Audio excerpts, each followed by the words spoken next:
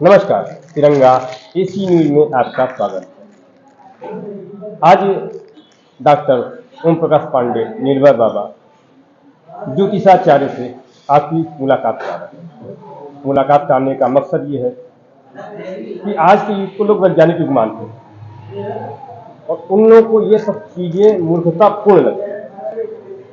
इन विषयों से लोगों को जागरूक कराना भी जरूरी है। असलियत में ज्योतिष है। तो गुरु जी, आपका चैनल में स्वागत है। बहुत बहुत स्वागत है आपका। समय कम है, होली का समय है, तो जी। इसलिए मैं ये बस जानना चाहता हूँ, दर्शकों को मैं आपको समझाना चाहता हूँ कि असलियत में ज्योतिष है क्या और ज्योतिष शब्द का अर्थ क्या है। ज्योतिष वेद का नेत्र है। जिस प्रकार से हम जीव जगत प्रकृति में आंखों से देखते हैं, उसी प्रकार से ग्रह रश्मियों का अध्ययन करने के लिए वेद के अंतर्गत ज्योतिष आता है। और वेद का नेत्र इसलिए कहा गया कि ज्योतिष इस ब्रह्मांड के अंदर एक ऐसी अलौकिक शक्ति है, एक ऐसी विद्या है जिसे भूगर्भ से लेकर अंतरिक्ष से लेकर हमारे मनुष्यों ने हमेशा शोध किया। और आज भारतीय ज्योतिष का जो क्षेत्र है वो बहुत व्यापक है। सहस्त्रों वर्षों की साधना हमारे मनीषियों ने जो किया था कि ग्रहण इतने बज के इतने मिनट पे ही लगेगा, तो ठीक उतने समय पे ही हमारे देश के अंदर ग्रहण का और विश्व मानक पे बनता है। आज खगोलविद चाहे नासा में बैठे हुए लोग हैं, वह भी इसको मानने को तैयार हो रहे हैं धीरे धीरे कि नहीं, वास्तव में जो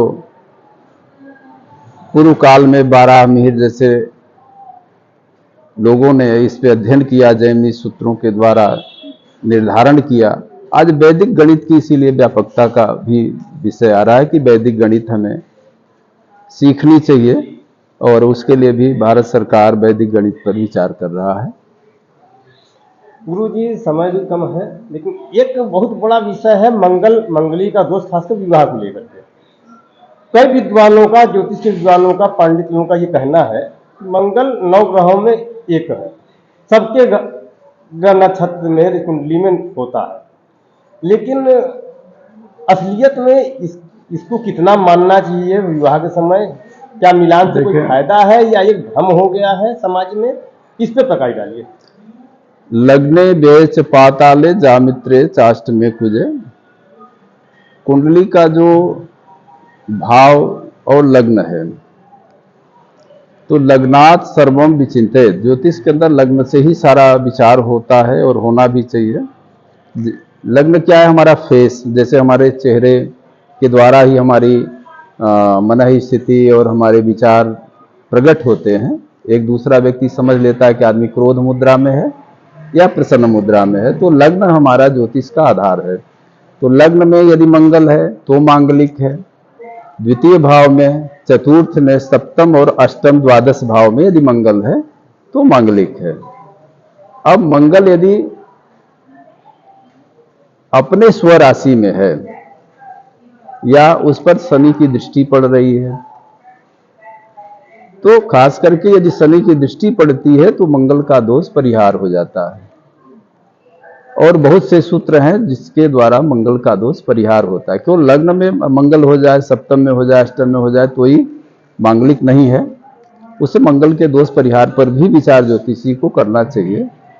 और साथ में ज्योतिष के 28 वर्ष के बाद दोषों में काफी कमी आती है। मंगल का मतलब होता है कि मंगल युद्ध के सेनापति है, तो युद्ध प्रियता बढ़ जाती है। और यदि मांगलिक दोष का विचार करके विवाह नहीं होते तो उसमें एक व्यक्ति की मृत्यु के चांस ज्यादा हो जाते हैं। इसलिए मंगल का विचार होना स्वभाव, निर्णय होना चाहिए। कुछ समय से काल सर्प योग, काल सर्प दोष कुछ प्रचलन में आया है। पूर्व में इसका प्रचलन बहुत कम था। इस पे भी कई ज्योतिषों विद्वानों का मत अलग अलग भिन्न भिन्न है कि ये तो नई नई चीजें लोग लेके आ रहे हैं। हमारी पुरानी जो भृगु ऋषि खास करके थे, उनकी संहिता के अनुसार या अन्य जो पुरानी पद मान्यता थी, देखिए वो मरोड़ को पेश किया जा रहा है। तो आपको क्या देखिए लगता है? राहु और केतु हमारे ये आकाश पिंड के अंदर ये टोल टैक्स बैरियर है।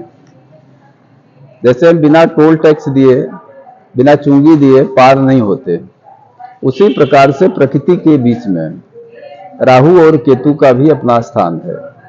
हमारे राहु अग्रभाग को राहु और पश्च भाग निचले हिस्से को केतु कहते हैं। अब बात आती है कि राहु केतु काल सर्प दोष का वर्णन करते हैं, तो 9 नागों की हमारे सृष्टि व्यवस्था में 9 नाग, तो ये काल सर्प दोष का वर्णन सदैव करते रहे और आज भी करते हैं। तक्षक, करकोटक, शेषनाग, अनंत, वासुकी, ये काल सर्प दोष का वर्णन करते हैं। अब कौन सा काल सर्प दोष है, वह कितना प्रभावी है, आंशिक है या पूर्ण है, तो उसके लिए काल सर्प दोष का पूजन नासिक और महाकाल के यहाँ सरोवर नदी तटों पे भी करने की व्यवस्था है।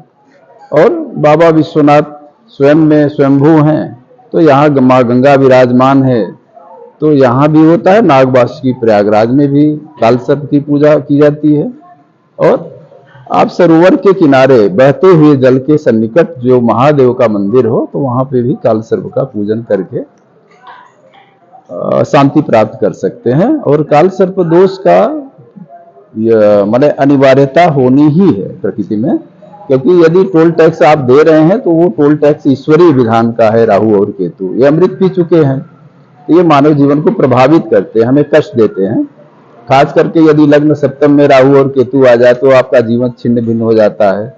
यदि सप्तम भाव में शनि आ गए तो डाइवर्स कराने की पूरी क्षमता शनि महाराज रख लेते हैं, मतलब विवाह भंग योग हो जाता है।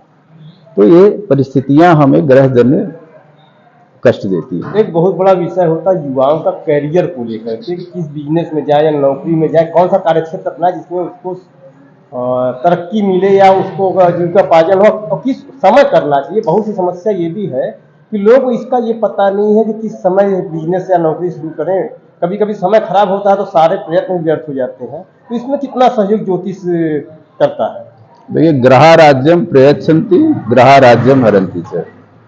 जब हमारे ग्रह अच्छे होते हैं तो हमारी जीवन शैली, कार्य क्षमता, सारी चीजें हमारी अच्छी होती हैं, बलवती होती हैं।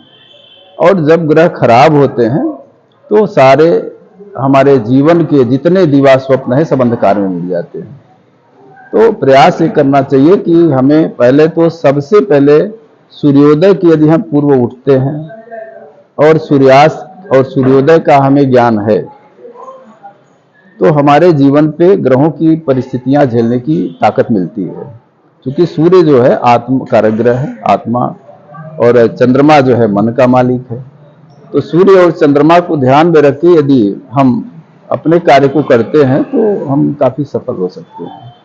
और यदि उससे भी स्थितियां नहीं संभलती हैं तो हमें चौघड़िया का विचार करके काम करना चाहिए। ज्योतिष के अंदर जो है एक चौघड़िया काल है कि हमें प्रतिदिन अच्छे समय मुहूर्त आते हैं, और उस मुहूर्त का यदि हम लाभ लेते हैं तो हमारे काम सहज हो जाते हैं। आपका बहुत बहुत धन्यवाद। बहुत बृहद ये विषय है, और जितनी भी चर्चा, जितना भी ज्ञान दिया जाए कम है, संभव भी नहीं हो पाता है। कम समय में जितना अपने चैनल के माध्यम से आपको जानकारी दे सकते हैं, दे रहा हूँ। आपका और मेरा विशाल चौरसिया का बहुत बहुत धन्यवाद। नमस्कार। नमस्ते।